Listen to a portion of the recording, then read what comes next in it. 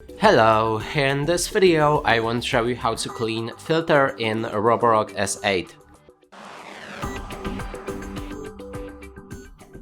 To do this, first we'll need to open a hatch where there's a Roborock logo, pull it upwards like this, and then you should be able to find the dustbin, and to remove it we'll need to put one finger right here, another one on that button, press on the button with my middle finger and then pull it up.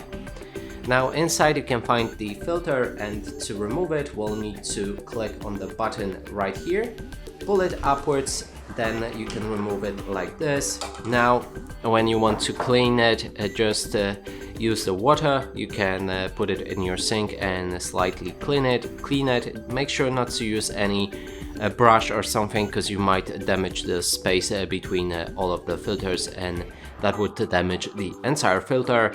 And then also, before assembling it back, make sure that it's fully dry, otherwise it can damage the robot. And that's it for this video. Hope you like it. Please consider subscribing to our channel, leave a like and a comment below.